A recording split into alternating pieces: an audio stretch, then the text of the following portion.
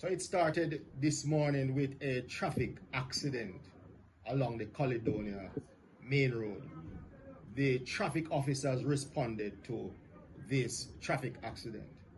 However, so soon as the officer got to the scene, he quickly realized that the driver of that vehicle was suffering from gunshot wounds. He was rushed to the hospital and he eventually succumbed.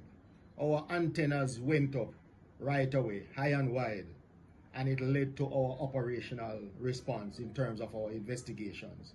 This led us to Caledonia Road, where we experienced over 4 hours of standoff from barrage of gunshots being fired at the police from this particular address.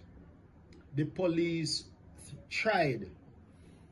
were very persistent in trying to get this individual to surrender.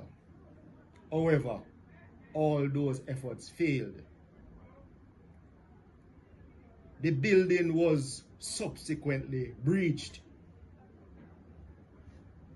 and the police, these joint efforts between the JCF and our counterparts at the military, led to them entering the building, conducting the search, and found the suspect injured.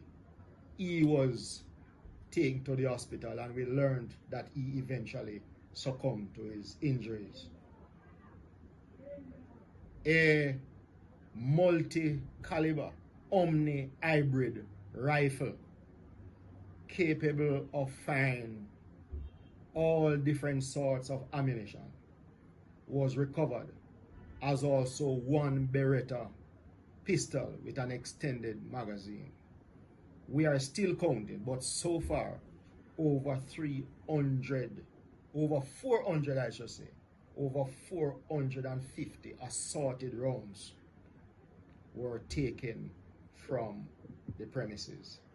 Our investigation continues, but I must place on record the tremendous work and leadership on the ground led by Divisional Officer Superintendent Kerry Duncan, and was ably supported by our Area Ops Officer, Acting SSP White, and the coordination from the teams from Area 3 and the teams from Kingston led to us displaying JCF high standard of professionalism and response in breaching that building and in making that situation return to some level of normalcy.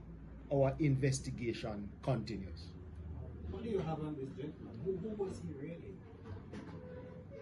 We are still following some information that has come to light, one of which is that he was deported, but we are following some additional information in that area. What connection, if any, so far between the traffic incident and this standoff? So we are learning that the situation started from a simple quarrel, and it is from there that he decided to take the action that he did, and which led to the situation that unfolded throughout today.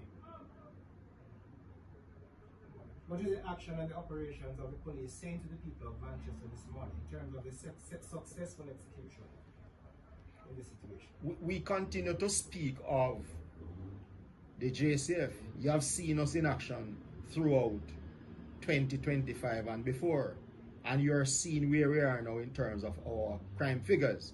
And Area 3, right across Area 3, we continue to do very well in terms of the efforts. So I have high commendation for the team led by SSP McCullough in Clarendon, SP Duncan right here in Manchester, and SP Minto over there in St. Elizabeth. And then Hussat area is ensuring that we manage and coordinate and lead well. So we remain committed. So we are not just talking. You're seeing action. You're seeing police professionalism at its highest peak in terms of treating with the various issues that will confront us. Because our bottom line is to keep our people safe and to ensure that law and order is preserved. Just to be clear, well, we would have heard on the ground allegedly that he has some ex-military training from overseas. We are following all the information that comes as out. We have no difficulty to provide further updates, as the situation, you know, is still very fresh, but we are following all the different angles of information. the other question, members of the security forces, was anybody injured in any way, shape, or form? Well, from one of the shots fired by the suspect, 2 service vehicles were damaged in terms of the glass, and splinters from one of them caused some bruises to the back of the hand of one of our officers. So we are very thankful as against what we encountered throughout this 4-hour ordeal. Alright, you had quite a number of persons, the police, military on hand. Will just remind us of the teams that were involved. I saw SWAT, I saw specialized operations. So the teams that were involved include the specialized operations, and they came in, as you could see, with the various high-tech equipment that we have that is able to treat with any situation that confronts us. We also had CTOC. We also had our counterpart, members of the military, and we naturally have our OST teams here in Manchester, along with our Area Fugitive Apprehension Team, AFAT, out of Area 3.